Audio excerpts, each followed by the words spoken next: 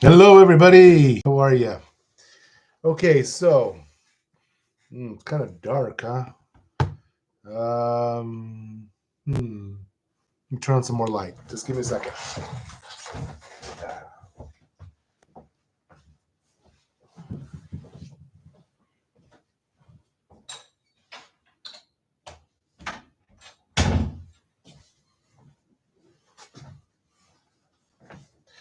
Okay.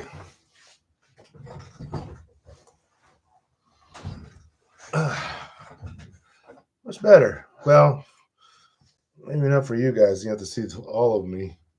My hair. I didn't realize how bad it was. Should look at a mirror more often. Okay, guys. All right. Like I told you on Friday, I've discovered that a lot of you are not watching my videos for whatever reason. You don't know what it is yet because you've missed the beginning of this whole thing. Um, or you're just not doing what you're supposed to do and watch these live streams. Okay. So remember, the name is Father Ed's channel. And, well, of course, you know, because you're watching it. All right. So I'm hoping everybody else finally gets to the right place to be able to watch these things. And the thing is, in about half hour, I'm gonna have to take off to go to do a workshop. I know it's a Sunday night, but it's the only time we can do it. Okay, so I asked you to read Exodus chapters 1 through 10. And I know you did it because you're loving this. I sure hope you do. Let me go over something about these plagues. All right. And I probably should have had you go on, but 1 through 10 isn't all 10 of the plagues. Uh, but they're very interesting, the plagues, what they are. Uh, Now, when we study these things in schools and universities, they're always looking for a natural reason for the plagues, and then our ancestors, simply put a different meaning to the plague, to whatever incident was happening. Okay, it's like your first plague. Uh, Excuse me, get over there. I use now you don't get them right, so there we go. Okay, the snakes, the stick of Moses turning into a snake, and then eating up all the other sticks and snakes of the Pharaoh's wizards. Okay, yes, there's an element of Harry Potter to this whole thing, or I should say, Harry Potter took a lot of inspiration from this stuff that you're going to be reading. Okay, the first plague where the water turns to blood. So the entire Nile River turns to blood. And according to the scientists, it's because there's a sand in the bottom, or dirt in the bottom of the River Nile, that when it's churned up, it literally turns the river red. So they figured there's a spiritual meaning for this, and so they used it as they used it against the Egyptians, telling them the reason why it does that is because of your infidelity, the fact that you won't let us go and worship God. So our God is he turns the river into blood. It's not really drinkable because it's full of dirt and full of sand, but it's still very good for the crops. I mean, it actually that flooding of the Nile when it turns up all that earth, it replenishes the fields. It's actually a good thing that happens, but we decided to. I say we, our ancestors decided to let them know that it's actually a curse from God, a plague. Okay, a river turning into blood.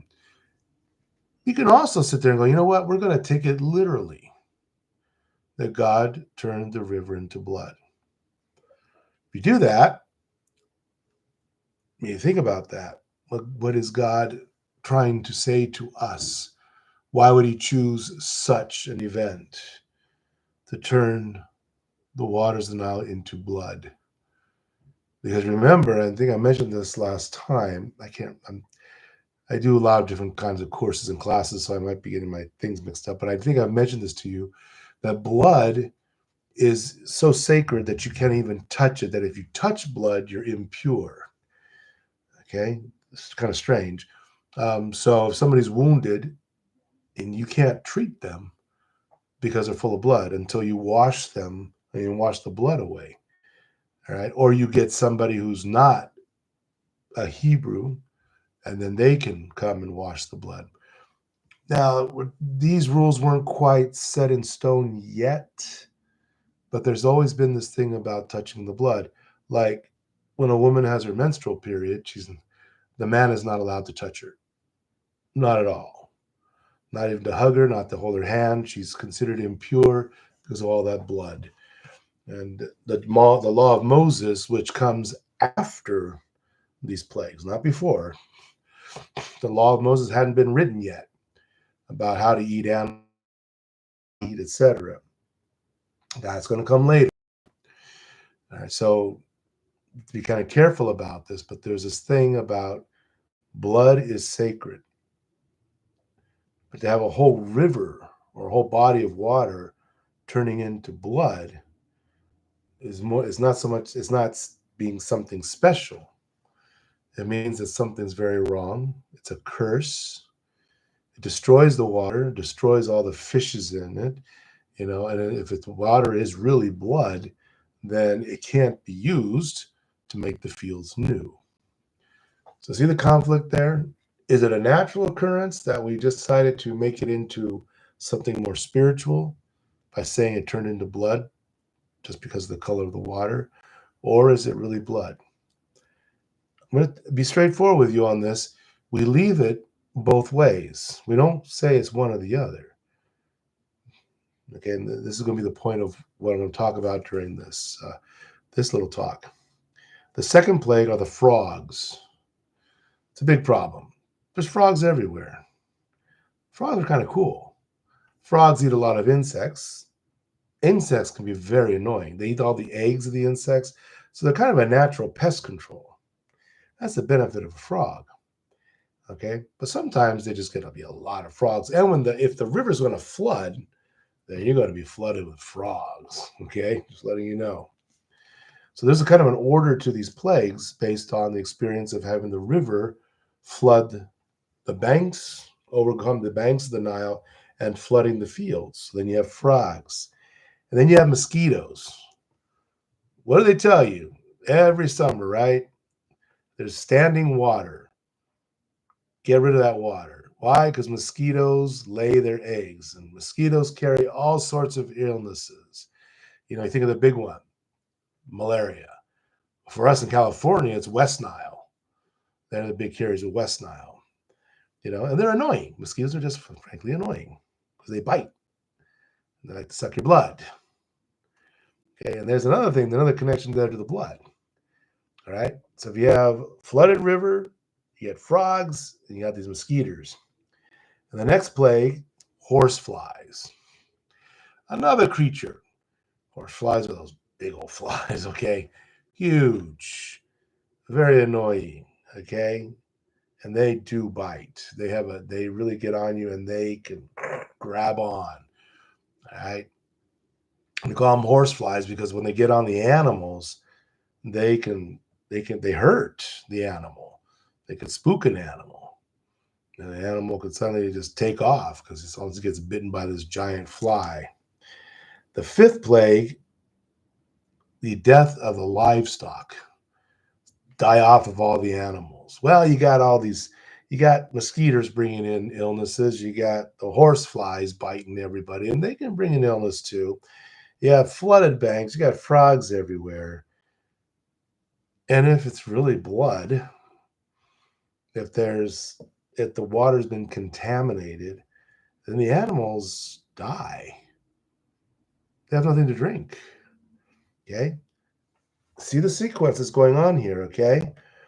Then the sixth plague are boils. Not a medical student.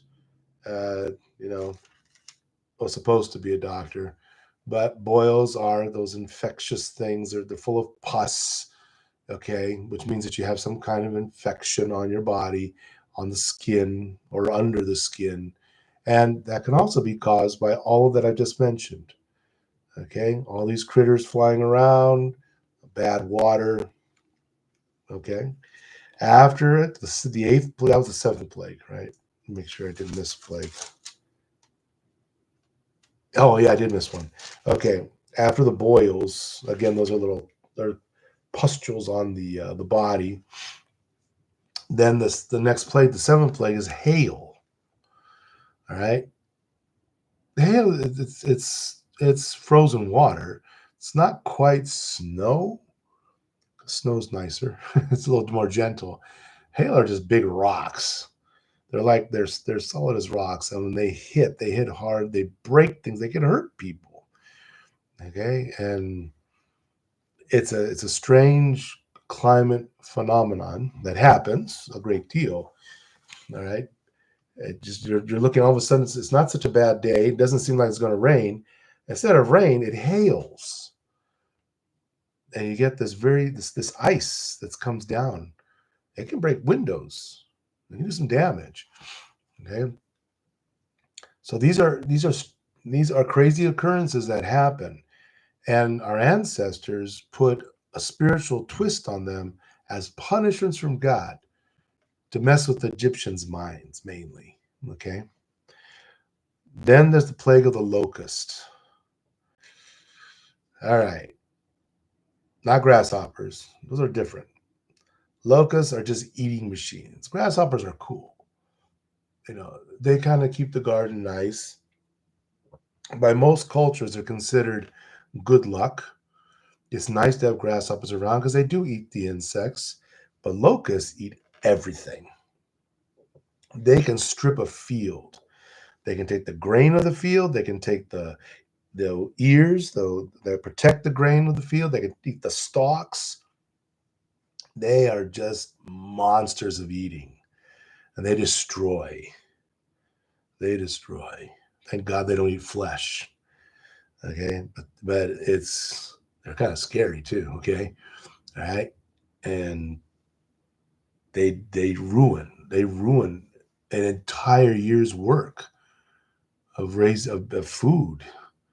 All of a sudden, locusts come and they come in these huge swarms, and they're flying through and they just hit hard. Okay, darkness,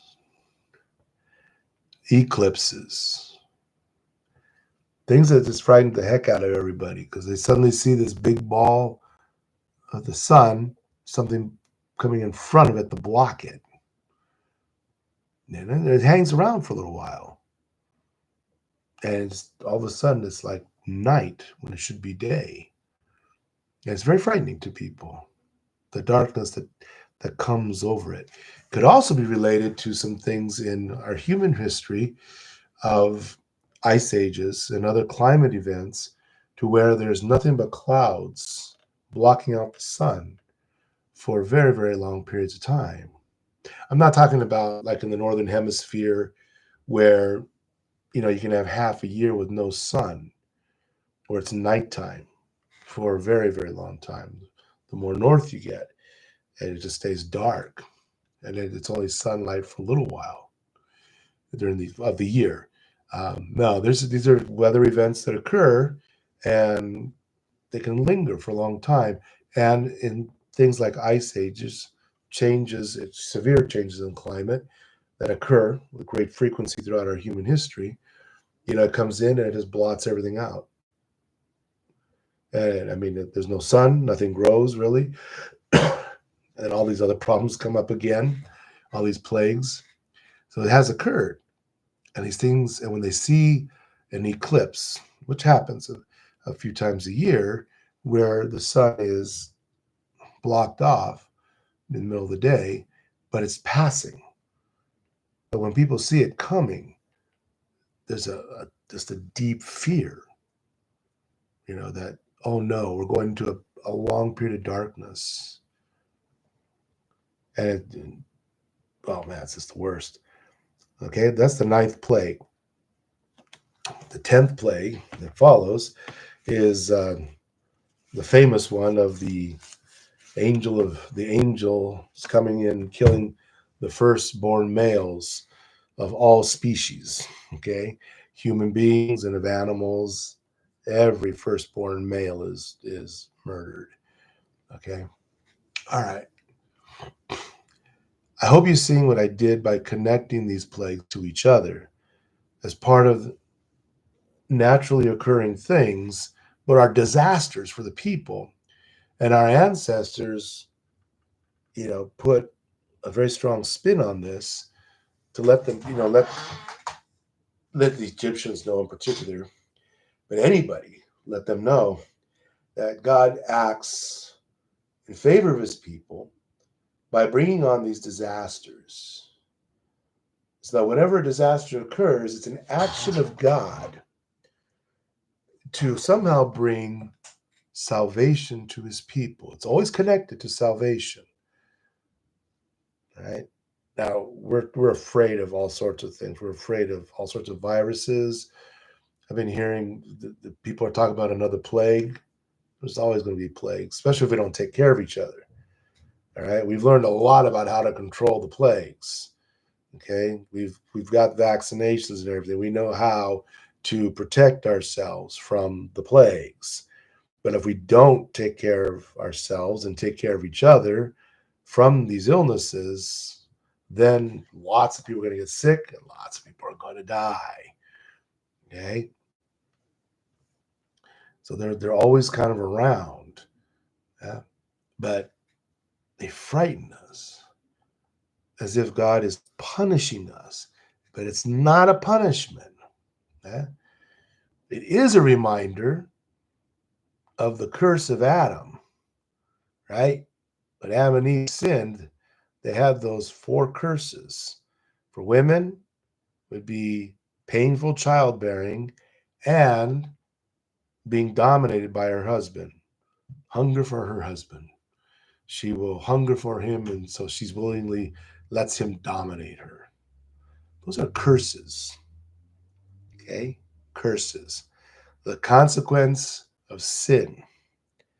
They're not necessarily God's will that we suffer those things, but they are the consequences of sinning, of not taking care of each other, etc.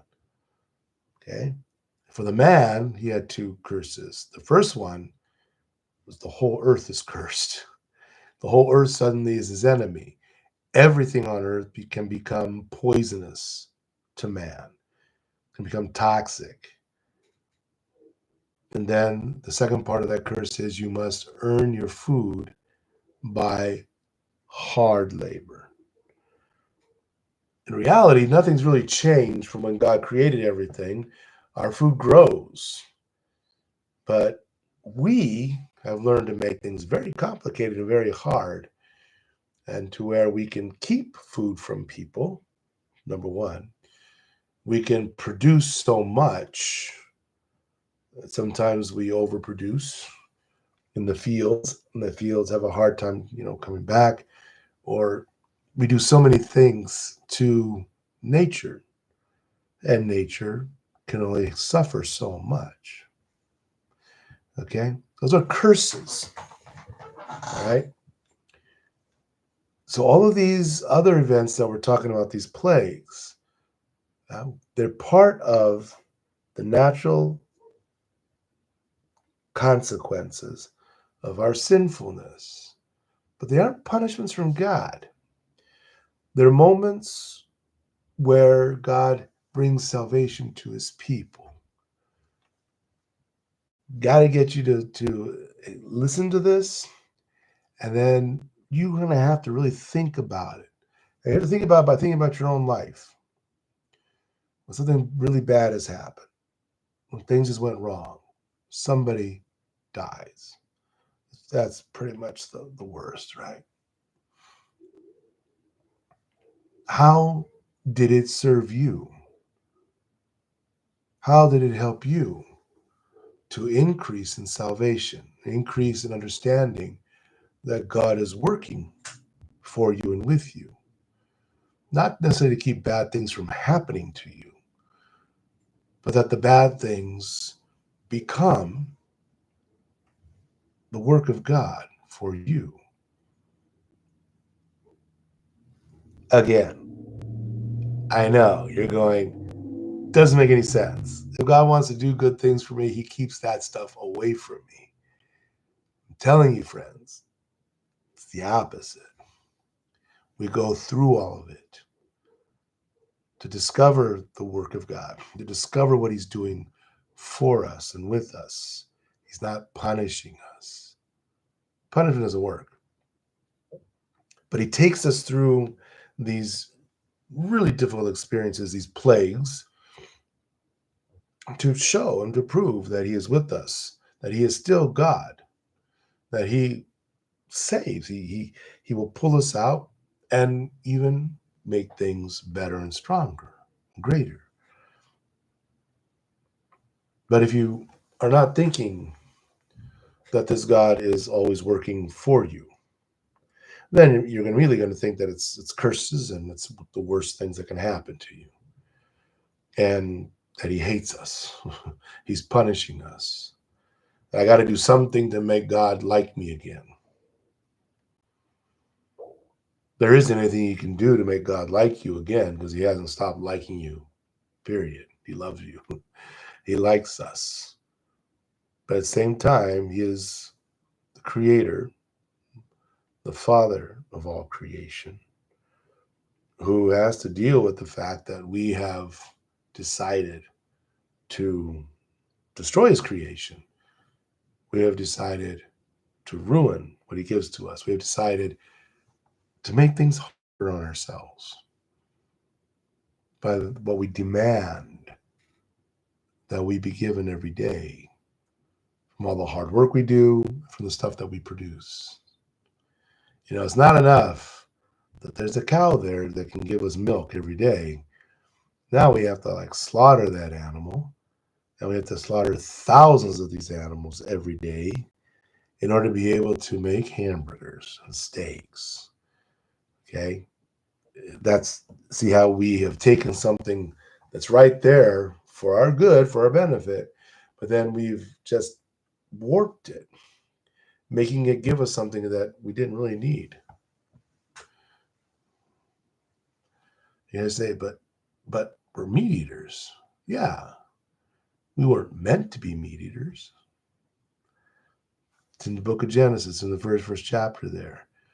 Human beings were going to be given the fruits of the plants, the fruits of whatever grows from the earth, whatever trees there are, with the fruit of it, the grains and the fruits, and the roots.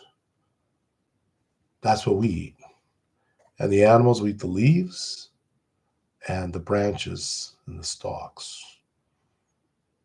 That's it. That's how easy and how abundant food would be for us. But we insist on so much else, on so many more things. Because of that, then the plagues come in, the illnesses come in, diseases come in. So this is something very fundamental to understand about what we Jews and Christians believe, have received from God.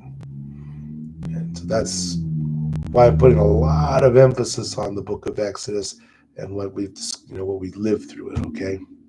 Now, keep going reading in the book of Exodus. Read the next 10 chapters, 11 through 20. Okay. 20 is the 10 Commandments. Chapter 11 starts the Passover. Okay? It starts the whole thing with, what's going to happen, how they're going to escape from Egypt, etc. And again, this is the core of our religion, of all of the faith, of everything. Because Jesus died and rose from the grave at Passover. The strong connection to the first Passover that you're going to read about, and then what Jesus went through. Okay, so I'm gonna leave you with that. That was going to be tonight's class. So there's your class. Okay, and I'll see you. Well, video tomorrow, Monday, at 2 o'clock, and then again on Friday, and then there will be in-person class next Sunday. Okay, definitely.